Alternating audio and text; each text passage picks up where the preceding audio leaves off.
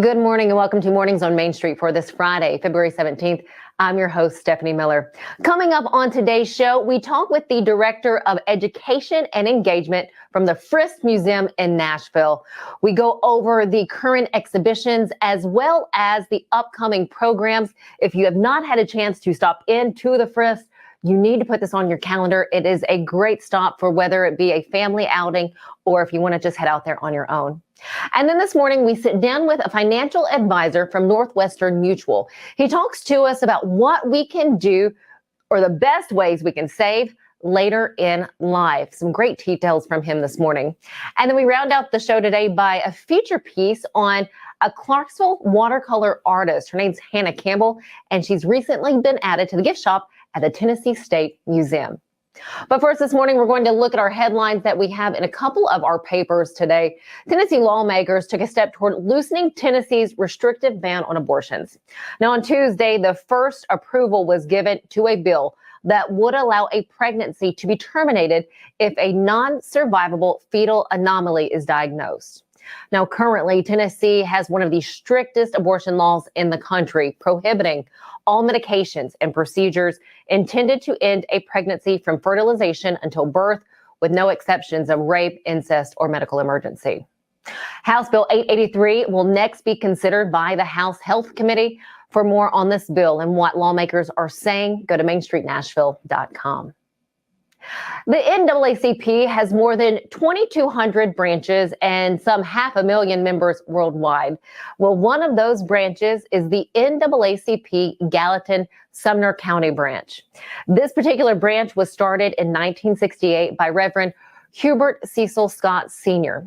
The Gallatin Sumner County branch of the NAACP is open to all, and you can read more about the history of this branch and get meeting times by going to gallatinnews.com. And this man in this picture, Robert Kemp Wilkerson, is now recovering after receiving a new kidney. It took 4 years before Wilkerson and his wife received the call with the good news. Well, now Robert, he has suffered from polycystic kidney disease since his mid-20s and was added to the kidney transplant wait list in 2018. Robert got his new kidney December 4th, again, recovering now. Robert, we wish you all the very best with your recovery. Well, it was a rainy day yesterday, a lot of thunderstorms out there. Let's get a check of that forecast with Justin Kulik to see what we can expect later on this afternoon on our Friday. Yes, Friday is the best day. And that does not roll off my tongue at all. I think it did. You pulled it off. I think it was good. Thank you. Well, what's our joke for the day? What do you have for us? All right, I'm pulling out all the stops for you on this Friday. The joke is, why do hurricanes travel so fast? They're moving swiftly? I don't know. No, because if they traveled slowly, they'd be called slowacanes. That one's so silly, it's funny. Thank you. I'll take that. Like I said, I'll take any kind of chuckle I can get from you. As far as your weather goes for today, it is going to be a little bit chillier than it has been. Cloudy skies followed by partial clearing of those clouds as we go into the night. But that nighttime is going to be really chilly at a low of 24 but it is going to be clear. So no precipitation as far as we can see. But yeah, again, it's going to be chilly. So just make sure you bring your coats. Got it, Justin. Thank you. You're welcome. Well, for 22 years now, the Frist Art Museum has hosted 12 to 15 exhibitions at a time, giving all of us a chance to see and to learn about some of the most prestigious collections out there. Ann Henderson, Director of Education Engagement, is here to share with us current exhibitions that you have, events happening at the Frist Art Museum right now. Good morning to you. Good morning. Thank you for having me. Oh, you're very welcome. Well, let's get started. I was looking at some of those exhibitions, and you have a lot happening there. Some of the ones you have the first, I believe this is the first time the museum has presented this one, the first micro exhibition. Yes, we do have a micro exhibition, which is called Salon Noir. And that actually is a project that was initiated with support from Metro Arts Commission through their Racial Equity Alliance project. And we worked with 2 students at TSU to create an installation within our elevator. So we call it a moving installation, a moving exhibition. So you the project was called Project Uplift. So we're kind of playing off of the idea that it's an elevator and you're going up and it's a lift. And so, but it's that's cool. wonderful work. It's wonderful work by the artist Elise Kendrick, who does some amazing portraits of African-American women, and they're gorgeous, and they are installed in our elevator. Well, kind of while we're on that, so it's Black History Month. What sort of exhibit do you have that would be focused on Black History Month? Well, so for Black History Month, we have some programming that's focused on that for sure, Nice. which is part of our celebrating Black History Month with Black Arts and Culture. And that's part of our Thursday evenings Frist After 5 program. So we've been working with Sold Collective to kind of curate those programs. And so bringing in spoken word artists, musicians, as well as visual artists for the month of February, Thursday evenings from 6 to 8. So that's particularly happening. And then if I can go ahead and talk about our other exhibitions that we have, if you'd like. Yes, I kind of jumped a little bit on that. So yes, go right ahead. I know one is with the 2022 Young Tennessee Artists. Exactly. We've got, this is our biennial exhibition. I forget, I've been here for a few years, so I forget which biennial we're on. I think it's our 9th that we do from across the state, young artists who are participating in advanced placement project, as well as international baccalaureate program.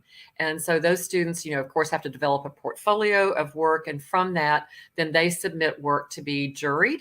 And we're always so amazed at the works that those young artists create. It's really creative, imaginative. And those are our future artists here in Tennessee. So we're happy to support them. And they're, again, from across the state. They really do blow your mind, some being so young, and they create works that you would think would be done by someone much older. Exactly. So, but they're always fun. And we also always have, we're into our school arts shows that we have right now in our education corridor, where we work with our 7 different school districts in the area, and they select 2 works from every grade level, and we put those works on view in our education corridor. So we're getting ready for Williamson County. We show Rutherford County, Murfreesboro City Schools. Frankly, I'm going to leave somebody out. I shouldn't have started because I'm going to leave somebody out. But we do them all, and we culminate with Metro Nashville Public Schools. Oh, wow. And I know there are a couple other exhibits that you have. So Matthew Ritchie, A Garden in the Flood. And then you also have, this one kind of grabbed my attention as I was looking through things, Jeffrey Gibson, The Body Electric. Yeah. So one of the amazing things right now is for the Frist, the first time, honestly, in our history, all of our gallery spaces that are, the curated gallery spaces all have contemporary artists. So we always have contemporary artists represented, but this time we've actually got 3 different artists. You mentioned Matthew Ritchie, who is upstairs in the upper level galleries. He's a transmedia artist, and of special interest about that exhibition, I think, for Nashville is that there is a specifically commissioned work by the Fisk Jubilee Singers, and Dr. Kwame, that's probably was his last recorded work that he conducted and worked on. So that's the late music conductor at Fisk University. So that's a special work. Matthew Ritchie is a transmedia artist. Downstairs on our lower levels, the Ingram Gallery has Jeffrey Gibson, and he is a leading, very popular artist right now. He was a 2019 Genius, what do I want to say? A Genius grant from the MacArthur Foundation. He is Native American.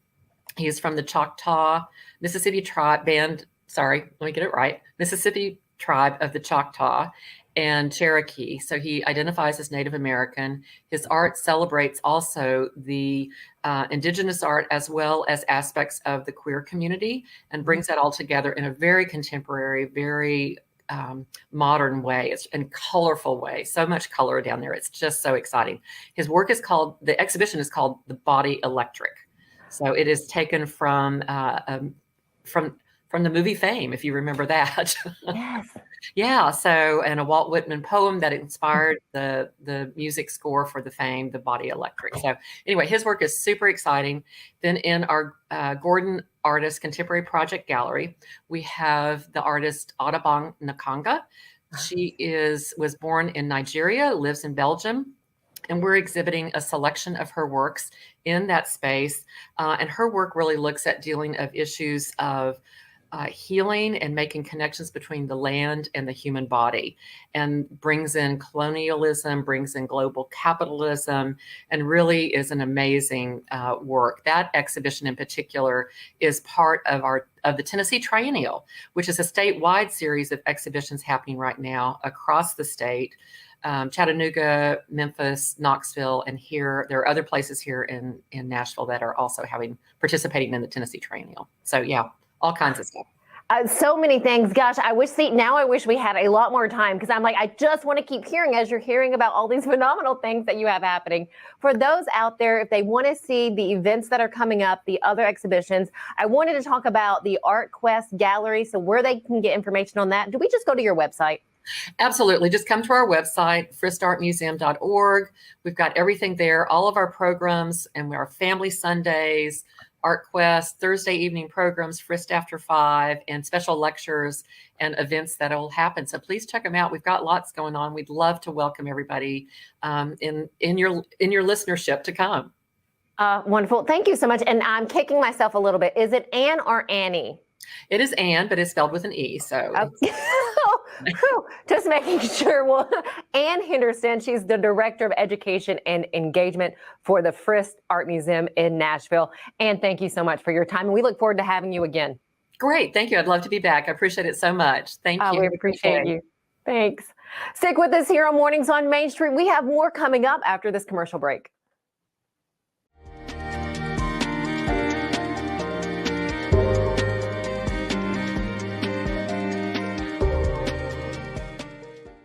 Hey folks, while we take a quick break from the show, I want to tell you about our friends over at Custom Stone Handlers in downtown Columbia. Ed Rich and his team at Custom Stone Handlers believe in leadership. And outside of the military, our greatest leader building platform is sports. Custom Stone Handlers proudly encourages young people to get in the game. You can contact them today at 931-490-4990 or visit CustomStonehandlers.com.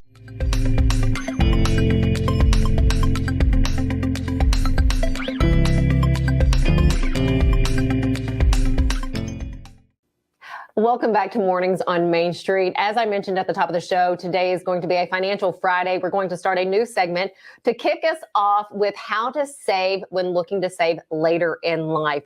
We have Ben Smith with us. He is a financial advisor for Northwestern Mutual. You know, conversations on finances is something, to me, should happen often. There's always so much information out there. But first off, Ben, thanks so much for joining us today. Absolutely. Glad to be here.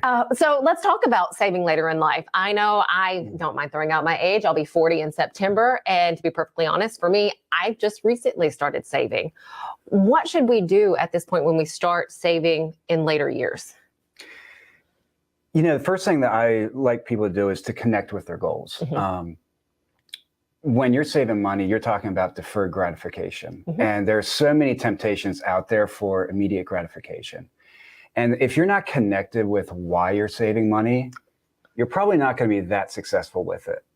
And so being able to list out those goals and dwell on them, keep them in front of you. A simple technique is to, write them down on your bathroom mirror so that you can connect with them early in the morning. Okay. It's going to provide you with that extra assistance for that delayed gratification that you might need. Okay. So when it comes to saving, is it just as simple as cutting out certain, I don't know, maybe buying that coffee at Starbucks that you hear so often, or, eliminating, maybe certain groceries or those extras that you get? Is it as simple as that, or do we need to take bigger steps? Great question. Definitely looking at your expenses is a crucial component to it. That's absolutely the second step after identifying your goals, is looking at where your paycheck went last month. And if you don't know where it went, that's obviously a huge problem. But I think the biggest component to budgeting that people miss out on is prioritizing those expenses. Okay. buying food, paying for your shelter, that's far more important than that Starbucks or that thing that is going to provide you with that immediate gratification. Okay. And so if you can go in with your paycheck and take care of your bills, take care of those, your taxes, your debt obligations, and save money for yourself, then that money that's left over, you get to go out and spend however you want. Kind of guilt-free spending, if you will. Okay, so then for those of us, again, looking at, I would say probably your 40s and on, if we want to make sure that we do have a comfortable retirement, and this is for those of us who have put off saving up until this point, are we able to have a comfortable retirement when starting to save so late or putting into that retirement? Absolutely. Time's still on your side, but do that as soon as you can. It's not something that you want to give. If you've been giving away your money and not using that for your own retirement, don't give away that time as well. Okay. And so go in and start figuring out what you will need in terms of those expenses that you're still going to have during your retirement years. That way you can go in and figure out what income sources you will have to meet them. For example, if you're 40 years old, you know that your house is going to be paid off when you're 65. And so you know you're only going to need $6,000 a month, but Social Security for you and your spouse will only give you $4,000 a month. There's a gap that has to be met. And the way that you can do that is by taking some of your income now and giving it to your future self. I like that. And because your past self is going to thank you later on in the future, for sure. Okay, what about some of those investments? What are good spots for us to invest our money? So not just saving in areas, but if we want to take that chunk and be like, okay, I want to invest in something or put it somewhere. Where do we go? What do we do? Great question. Diversification is very important. And that's diversification beyond just grabbing, an investment of the top 500 companies in the United States. You want to have exposure to other areas, other markets as well, including international, including bonds. For those, there's not a best investment per se. If you're in retirement, you'll often hear the word 60-40 portfolio get thrown around, and that's where you have 60% of your investments for the long term in stocks and 40% that's really in bonds to provide stability of your account. But that strategy for retirees could be too conservative or too aggressive given that specific retiree's specific situation. For the best investment that you could make, I would say figuring out what your income floor is in retirement. In retirement, we're going to have expenses. That's a guarantee. And so it's great to have an income source coming in that's going to meet those guaranteed expenses that we're going to have. And once we've accomplished that, those discretionary expenses that we get to, however we want to spend our money throughout the month, we can use the investment accounts to meet those discretionary expenses. And that's a really easy strategy during years like 2021. 2021, everything was fine and dandy. Market was up, and it wasn't a concern taking money out of those accounts. 2022 was a very different story.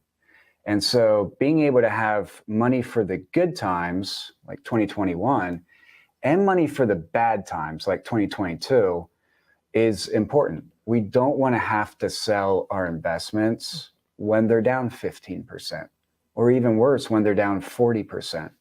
And so we want to have money on the sidelines that won't be affected when the market's down like that. When the market is down, we see that, and there's that sense of panic, like I need to sell this. What do you say to those who come to you for advice? I'm like, okay, I'm panicking, I want to take it out. Do you just kind of say, wait it out? That's ideal, but that's not something that we can do every time. Money gives you options. And, I was talking with a young couple last night, and they have a lot of big things going on right now, but they've been very diligent savers throughout all of their 20s. And while they're going through what would be a hard time in their life financially, it's kind of a breeze. And it's kind of a breeze because they've saved up a lot of money to navigate times just like these. Okay. Last question for you before you leave us for this particular topic. How do we educate ourselves? Where do we go and where can we get, I guess, information that we can easily read through to educate ourselves on saving and retirement? Or is it one of those turning to a financial advisor, a person in the finance world? There's a lot of advice that you can get out there on the internet. And some of it Good advice. There's a lot of advice that you can get on the internet. If your situation is complex enough that you shouldn't be talking to someone on the internet, go talk to an advisor. Okay. If you would not do that with your tax obligations and you need to seek out a CPA or a tax advisor to file your taxes, you probably should be looking to a financial advisor for some very specific advice for your situation. Okay, wonderful. Ben, thank you so much for your time. There are so many topics when it comes to finances. But first off, Ben Smith, financial advisor with Northwestern Mutual here in the Clarksville, Tennessee area. If you have a question about finances or if there's a topic that's on your mind, don't hesitate to send an email to me at smiller@mainstreetmediatn.com. And we can get that on our list of topics because we would love to get the answers for you. Stick with us here on Mornings on Main Street. We have a lot more coming up right after this.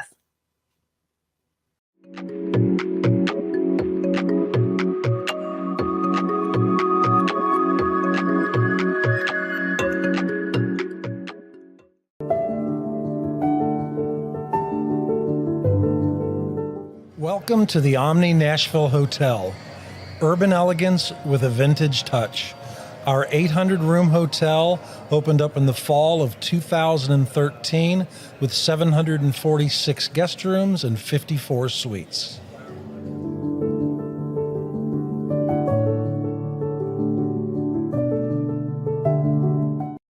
Join me, Stephanie Miller, each week as we bring you the best of what's happening here in Clarksville.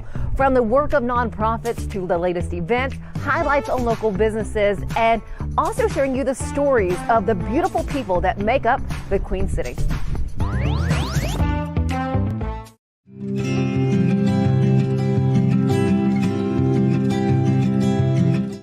Welcome back to Mornings on Main Street.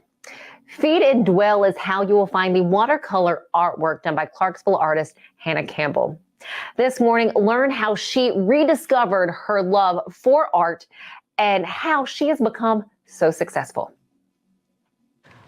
On any given day, this is where you'll find watercolor artist Hannah Campbell.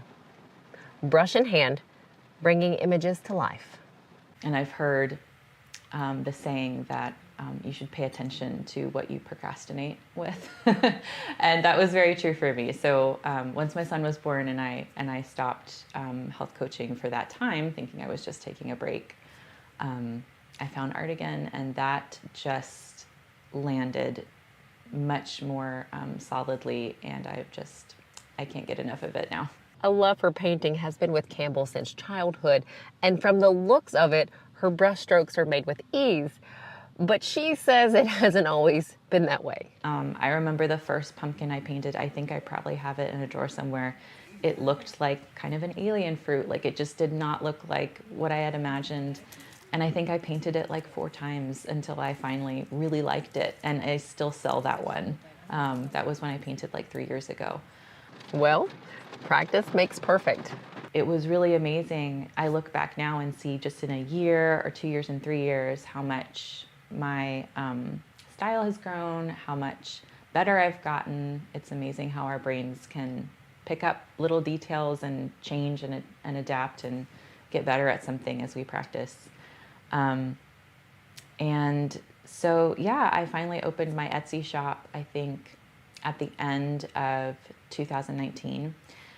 With all that encouragement from family and friends, and it did really well and gave me a lot of encouragement to try some more things. I definitely have a very natural style. I'm really a realistic style, so I'm really pulled to nature and food. So I still kind of keep that love for nutrition and the natural world.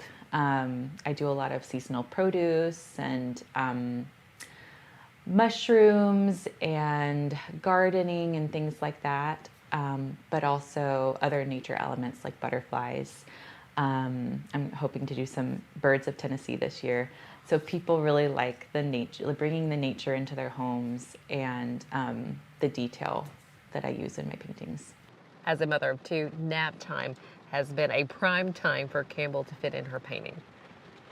I love being a mom. I have two little ones that I adore, and also it has been so nice to step away and take some time during a nap time or bedtime, put a podcast on or some music and paint.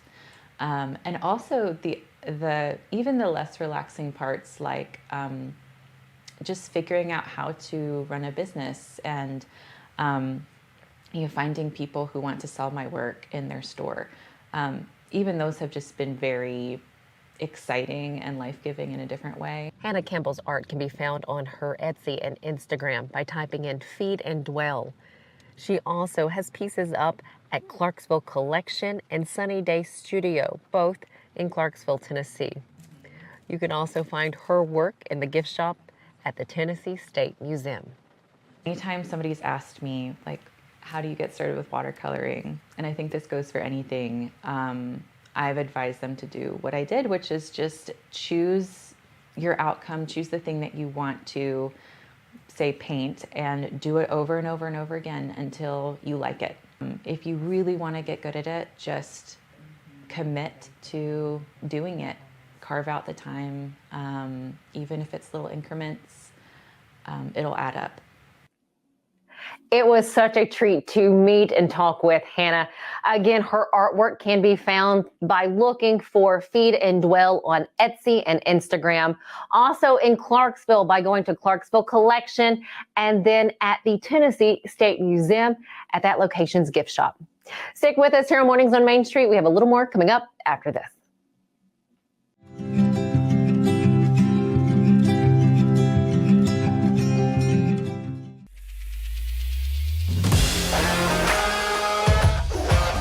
Hockey in Music City just hits different. It's one big honky-tonk party. It's the sea of gold in the crowd. The goals, the saves, the celebrations. It's an experience like no other. Don't miss a minute of the action this season. Visit NashvillePredators.com/tickets to get your seats today. That's NashvillePredators.com/tickets. And we'll see you at Bridgestone Arena.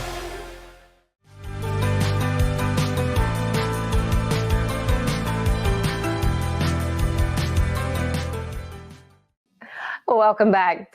Again, keep sending those birthdays and anniversaries to us. We'd love to give you a shout out right here to say happy birthday or happy anniversary to you or someone special in your life. Just send it right here to smiller@mainstreetmediatn.com. Again, that's smiller@mainstreetmediatn.com. We do have a couple of national days to highlight today, and these are good ones. The first one is National Caregivers Day. For those caregivers out there, thank you so much for being so selfless with your caregiving acts. Thank you for what you do. Also today is National Random Acts of Kindness Day. Why just do a random act of kindness today? We can do that each and every day. But today, if you are feeling it, do a random act for someone else. Maybe pay for the coffee of someone behind you, treat someone to lunch, maybe order a bouquet of flowers to be delivered to someone you don't even know at the hospital. Or if there's something, a skill that you have, you can always maybe head somewhere and volunteer for the afternoon.